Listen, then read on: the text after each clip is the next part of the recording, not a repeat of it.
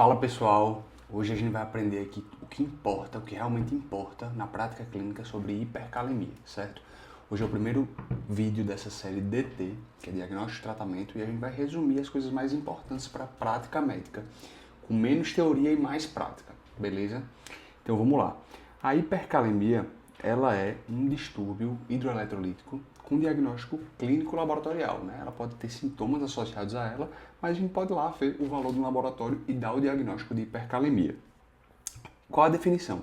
Então, algumas referências trazem maior que 5, potássio maior que 5, e outras já trazem um potássio maior que 5,5, certo? Então, a gente fica com essas duas referências aí para dar o diagnóstico. E aí a gente tem uma classificação de 3 etapas, certo? A hipercalemia leve, a moderada e a grave. Com isso, a gente vai entender o quão rápido a gente precisa agir diante desse distúrbio, beleza? A hipercalemia leve de 5 a 6, a moderada de 6 a 6,4 e a grave a maior ou igual a 5 a 6,5, certo? Então, um paciente de 6,5 para frente a gente já considera grave. Outro valor que pode ser menor que isso, que também pode ser grave.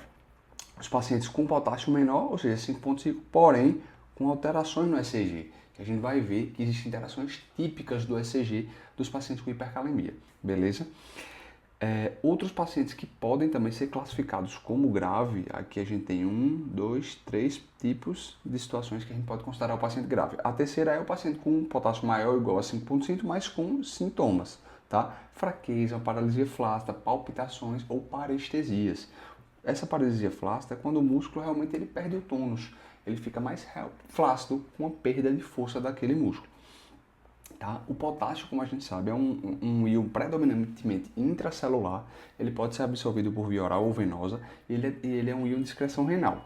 E as principais causas de hipercalemia, elas giram em torno do efluxo intracelular de potássio, que a gente chama de shift, certo? Que é quando o potássio entra ou sai da célula, isso também é uma das formas de tratamento, e a diminuição da excreção de potássio do corpo, ou seja, o acúmulo de potássio. A gente não consegue excretar, ele acumula no nosso corpo e isso leva à hipercalemia. Quem mais faz esse tipo de distúrbio? Né? Aqueles pacientes com menores taxas de filtração glomerular. Quanto menor a taxa de filtração glomerular, maior a chance de você fazer uma hipercalemia. Quem tem taxa de filtração glomerular baixa? Os pacientes doentes renais crônicos. Então, muita atenção nos pacientes DRC, né? Ainda mais nos pacientes DRC com hipertensão. Por quê? Muitos desses pacientes usam IECA, BRA ou inibidores dos receptores de aldosterona, que são espironolactona e finerenona. Então, esses pacientes que são hipertensos e são DRC, eles geralmente usam essas medicações, tanto para hipertensão, para baixar a pressão, né? Mas o IECA e o BRA como antiproteinúricos. É muito comum a gente ver os pacientes DRC com esses remédios. Então, esses remédios, por serem, pelo mecanismo deles, serem inibidores da enzima conversora de angiotensina, por exemplo, como o IECA, eles retêm potássio no corpo, então a gente tem que ficar ligado. Beleza? Aqui eu trouxe algumas porcentagens para vocês, para a gente ver cada patologia dessa, o quão de chance dela fazer hipercalemia, né? Então, 77% das hipercalemias são decorrentes de insuficiência renal, 49% de hiperglicemia, de estados hiperosmolares. Isso também predispõe à hipercalemia, tá? Suplementação de potássio, ou seja, querendo ou não, iatrogenia, a gente repõe potássio demais, venoso ou via oral, 15% das hipercalemias são por isso. E relacionada às drogas, como eu havia dito, acrescentando aqui imunossupressores como tracrolimus e ciclosporina, que são os inibidores de calcineurina, os beta-bloqueadores, que tem uma função que eu vou falar mais pra frente, digoxina, anti-inflamatório não esteroidal. E eles têm uma porcentagem de 63% para você ver como tem um grande impacto realmente o uso dessas drogas, tá? Um pouquinho de fisiologia aqui, a gente sabe que é um cátion predominantemente intracelular, e essa diferença é que faz o potencial de ação do funcionamento neuromuscular. Essa diferença de potencial de cátions e ânions dentro e fora da célula que faz o impulso nervoso andar e contrair célula, funcionamento normal da parte muscular, né? Tanto do coração como músculo esquelético estriado. Outra coisa que é importante a gente entender é o mecanismo da insulina e dos beta-2 agonistas, que eles estimulam a bomba sódio-potássio, colocando 3 sódios para fora e 2 potássios para dentro, tá bom? 2 potássios para dentro. Esse mecanismo ele é um mecanismo normal do corpo que regula esses íons de potássio para dentro e para fora, mas a gente foca nele também, nesse mecanismo que já é do corpo, aumentando esse mecanismo, fazendo um agonismo desse mecanismo para melhorar a hipercalemia. Vou falar um pouco na parte de tratamento. Então, o diagnóstico ele é clínico laboratorial. A gente tem algumas manifestações clínicas, mas também a gente olha o valor de referência ali do laboratório e dá o diagnóstico desse distúrbio hidroeletrolítico. Beleza? As manifestações, como eu falei, basicamente giram em torno de musculares. E onde a gente tem músculo estriado esquelético, mas tem músculo cardíaco também. Então as alterações do potássio, elas chamam muito a atenção porque elas deteriorizam esse músculo cardíaco, que é a parte mais importante, a parte mais prejudicial e que precisa de mais atenção da gente, certo? Então a fraqueza muscular progressiva, ascendente, pode até simular o Guillain-Barré, certo? E alterações no ECG, que é o principal, o que a gente precisa agir mais rápido, tá? Então, principalmente arritmias, aqui entram taques, arritmias e bradiarritmias. Então, o paciente está fazendo uma bradiarritmia sintomática com alteração de potássio, é por causa do potássio, não é só taquiarritmia, certo? Onda T apiculada, que essa aqui é a alteração mais típica da hipercalemia, isso pode nos ajudar muito naquele paciente que a gente está sem laboratório rápido, a gente pede um eletro, isso vem no eletro, hipercalemia é uma coisa que tem que ficar aí em primeira hipótese, certo? Encurtamento do intervalo QT e achatamento da onda P, além de alargamento do QRS. Essas são outras alterações que podem vir a posteriori, certo? O alargamento do QRS muitas vezes gerando um ritmo sinusoidal que evolui para realmente parada cardiorrespiratória, com um ritmo aí de fibrilação atrial até um torsade Poan. Então essas arritmias pelo potássio elas são graves e precisam de bastante atenção, tá? E eu trouxe aqui algumas causas da hipercalemia, né? Primeiro, a pseudo-hipercalemia. O que é a pseudo-hipercalemia? A pseudo-hipercalemia é o laboratório entende que o paciente está com potássio alto, mas o potássio não está alto realmente. Por quê? Porque existe hemólise na amostra da seringa daquela pessoa que está colhendo o sangue do paciente, certo? Então, hemolisa, como é um íon bastante intracelular, a célula morre dentro ali da amostra, libera potássio, quando você vai ler o potássio está alto, tá bom? Outras ocasiões que acontecem isso são nos estados de hipercelularidade, como leucemias, mielomas, certo? Que existe muito turnover celular, ou seja, existe morte celular, e aí acaba que esse potássio ele fica muito alto naquelas células hemolizadas que são aspiradas no exame de sangue, entendeu? Então a célula não está lisando dentro do vaso, mas quando você aspira, quando você vai coletar, por ter muita célula jovem, ela lisa, libera potássio, e só na amostra que o potássio fica elevado, no seu corpo não, tá? Acidose metabólica, por quê? Aumento de H+. Quando tem muito H+, na acidose metabólica, o corpo quer jogar esse H+, para fora do corpo e esquece o íon de potássio. Então o íon de potássio fica aumentando, já que o H+ é positivo e o potássio também é positivo, ele escolhe um desses dois para trocar. Então ele joga o H+ para fora porque tem muito e esquece o potássio vai aumentando. Tá? Então a acidose metabólica é uma causa de hipercalemia. Hiperosmolaridade, como eu falei da hiperglicemia, um estado de baixa de insulina, né? Também como aquele mecanismo que eu disse, que a insulina tem aquele mecanismo da bomba de sódio potássio, que baixa o potássio, né? Então a baixa insulina, o potássio aumenta. Lesão tecidual, muito importante, tá? Abdominólise, trauma, lesão tumoral e lesão renal. Lesão tecidual por quê? Mesma coisa que eu havia dito, muita morte celular. Então um paciente que assim, tem um acidente automobilístico, que fraturou um fêmur, teve uma grande parte do seu músculo, da coxa, que é um músculo grande, por exemplo, deteriorado, ele libera muito potássio para a corrente sanguínea, morre muita célula, tá? Então, trauma, rabdomiólise. Lise tumoral, mesmo raciocínio que eu havia dito. Aqueles pacientes hipercelulares, com leucócitos de 100, 150 mil, em algumas patologias, eles morrem e acaba tendo dano tecidual na célula, a célula morre e libera potássio para a corrente sanguínea. O potássio também aumenta, tá? Os beta-bloqueadores. Os beta-bloqueadores, basicamente, eles impedem o mecanismo dos receptores beta, né? Os receptores beta também têm um mecanismo aí de colocar o potássio para dentro da célula. E aí, quando esse mecanismo é bloqueado, o potássio fica fora e aumenta na corrente sanguínea, tá? Outras coisas interessantes que eu chamei aqui a atenção é a succinilcolina. Succinilcolina é um bloqueador neuromuscular despolarizante. Ele libera muito potássio para a corrente sanguínea. Então, até atenção naqueles pacientes que você precisa entubar, que tem aí um plano de fundo de hipercalemia, né? Um paciente com trauma, um paciente com rabdomiólise. Então, esses pacientes, eles não podem usar succinil, porque vai aumentar mais ainda o potássio, certo?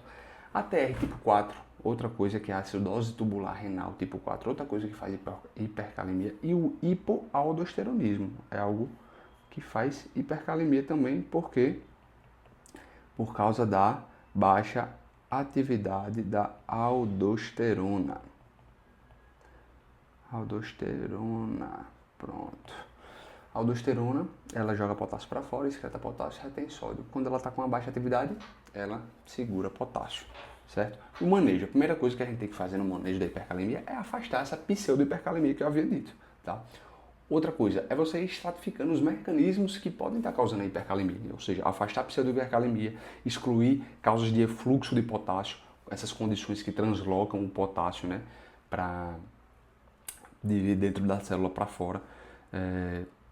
Terceira coisa, avaliar a função renal. Esses pacientes precisam, todo paciente com hipercalemia tem que ser avaliado quanto à função renal. O paciente está fazendo uma lesão renal aguda, o paciente é um DRC, esses pacientes têm mais probabilidade de estarem fazendo hipercalemia por causa disso, ou piorar essa hipercalemia de forma breve, certo? E se normal, essas outras coisas, a gente tem que lembrar sempre do hipoaldosteronismo e investigar isso, tá bom? Então, o tratamento, a parte mais importante, certo? Vamos lá. O tratamento é baseado em 3 variáveis. A primeira, sintomas. A segunda, nível de potássio. E a terceira, etiologia dessa hipercalemia. Tá bom? Então a gente sempre tem que atentar-se naqueles pacientes com potássio limítrofe que tem condições que facilitam o aumento daquele íon. Então aquele paciente que está com potássio 5.7, 5.6, mas já é um paciente com DRC, ou seja, ele tem uma má excreção, é um paciente oligúrico, ou seja, é um paciente que não vai conseguir eliminar potássio pela urina, que é uma das formas da gente tirar o potássio do sangue. Esse paciente é um paciente que esse potássio de 5.6, 5.7, ele está limítrofe, mas ele vai para 6, 6,5, 7 muito rápido, tá bom? Então, atenção nesses pacientes. Os pacientes que a gente precisa de uma conduta mais rápida são esses pacientes em urgência hipercalêmica, tá? O que é uma urgência hipercalêmica? São os pacientes com hipercalemia grave, como eu havia dito, aquelas 3 ocasiões, ou moderada mais sintomas. Esses pacientes, eles precisam de nós agirmos rápido, tá? Então, monitorização para todo mundo é essencial. Monitor, oximetria de pulso, bota o paciente no leito e fica de olho nele, tá bom? Monitorização contínua, um ECG, isso aqui é indispensável, né? Todo paciente com hiperK precisa de um ECG. É obrigatório. Obrigatório. O paciente com hipercalemia precisa de um ECG, tá bom? O que a gente vai fazer para tratar esse paciente, tá? A primeira coisa que eu deixei aqui é o gluconato de cálcio. O gluconato de cálcio, ele é uma forma da gente estabilizar a membrana do coração, ou seja, é uma forma de proteger essa membrana contra arritmias que o potássio alto vai causar. O gluconato de cálcio, ele não baixa potássio. O gluconato de cálcio, ele não baixa potássio. Isso tem que ser lembrado. Isso cai em prova, isso acontece na vida.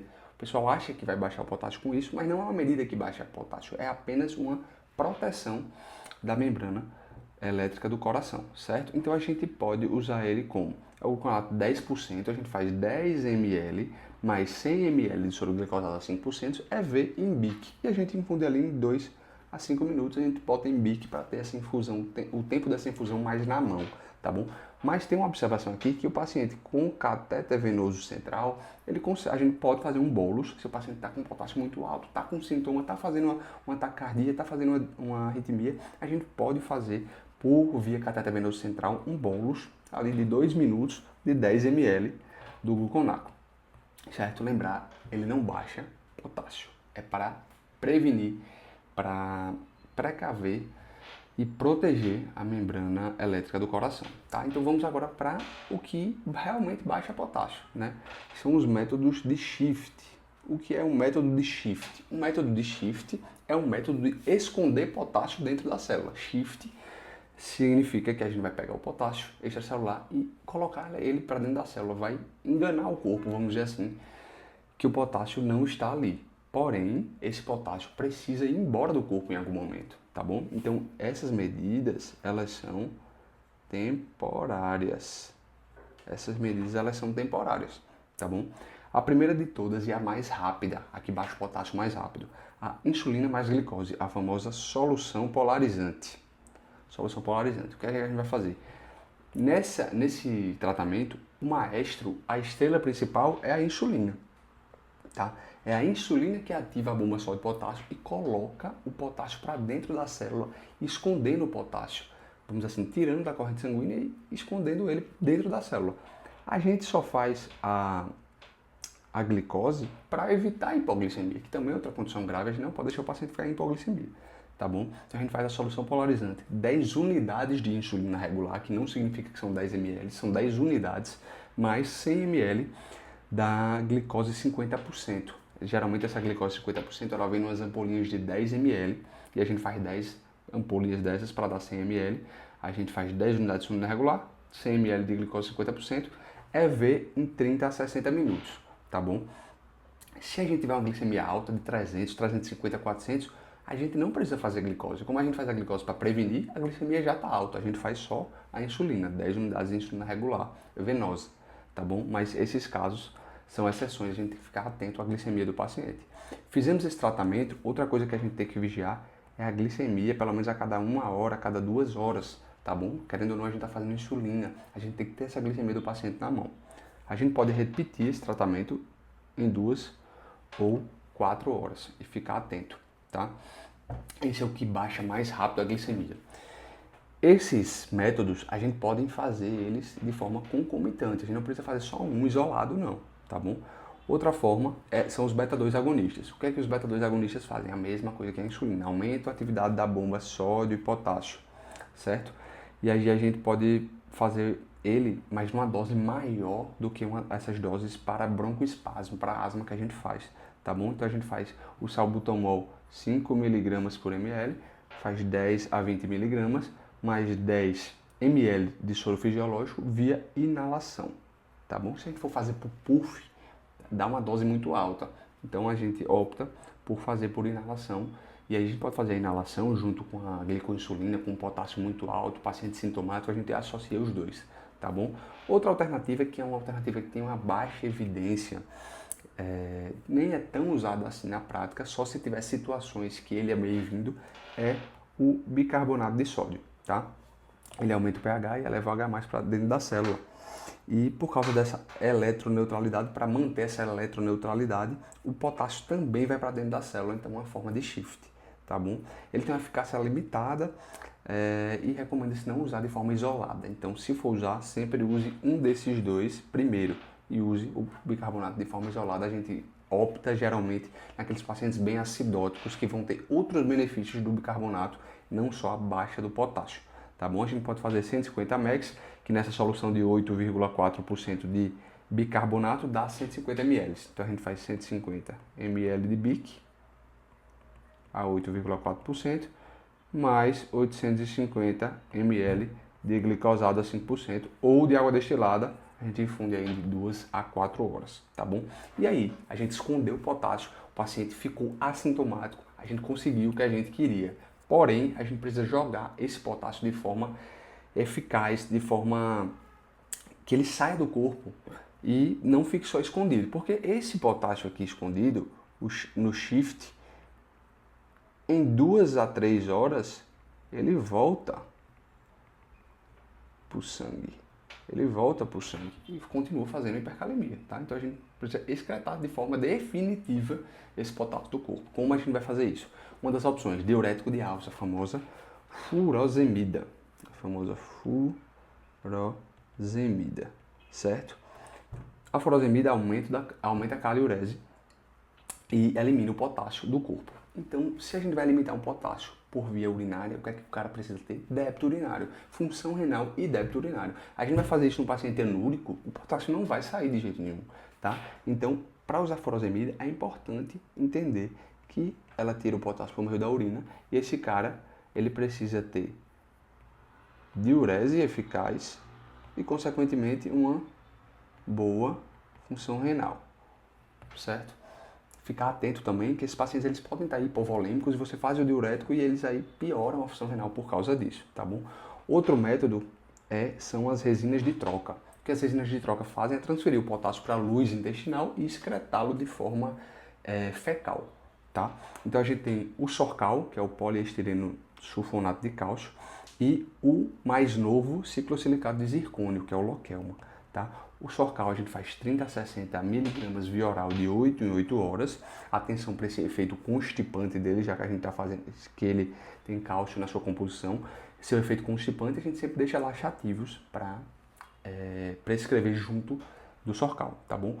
Use o zircônio, o ciclosilicado de zircônio, Lokelma, que é o seu nome comercial, a gente faz um ataque de 10 gramas via oral de 8 em 8 nesse cenário mais agudo e deixa uma manutenção de 5 gramas dia via oral do Lokelma. O Lokelma reduz mais rápido, os pacientes toleram melhor porque o gosto é um pouco melhor, então ele é bem-vindo aí na nossa prática, tá? E a última opção, pessoal, a última opção, a mais eficaz, mas a mais temida, que ninguém quer, né? A hemodiálise ou a diálise peritoneal, a diálise. O melhor, a gente opta naqueles pacientes realmente que têm essas contraindicações, ou seja, pacientes com diurese ineficaz, paciente com obstrução mecânica, ou seja, um paciente com aneoplasia, que está com obstrução mecânica, a gente vai fazer a resina de troca, o cara não está evacuando, como ele vai trocar, como ele vai mandar o potássio para fora? Não tem como, tá? Então, atentar-se para o perfil de paciente, se com os métodos que a gente está usando de excreção, ele tem capacidade de realmente excretar esse potássio. Não é só prescrever e pronto. Pô, o cara está anúrico, o cara está constipado há 7 dias, que ele não vai excretar esse potássio. Então, combinar da melhor forma, tá bom?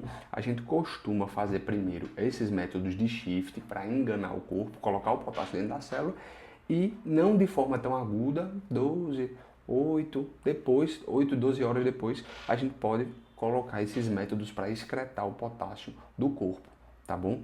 A gente coloca esses métodos 8, 12 horas, pode colocar de forma mais precoce também, já que se a gente não ficar repetindo a glicoinsulina, ela só vai durar 2 a 4 horas ali. Então a gente vai colocando de forma mais parcimoniosa, de forma mais agressiva, a gente faz esses métodos de shift, tá bom? Então, pessoal, foi isso aí, essa primeira aulinha da gente. Comenta aqui embaixo se vocês gostaram desse método, se vocês querem de outra forma, se vocês preferem o slide, preferem de outra forma. Estou aberto aí a qualquer sugestão, tá bom? Acho que é legal, acho que traz um pouco da prática médica, fica muito focado em teoria. E eu agora que estou acabando a residência, estou vendo muita coisa realmente da prática que muda muito dos livros. E aí eu fico, pô, isso aqui estava no livro, mas não é assim realmente. Então estou tentando trazer o máximo da minha prática para ajudar vocês dentro desse cenário de emergência. Beleza? Valeu, pessoal, até mais.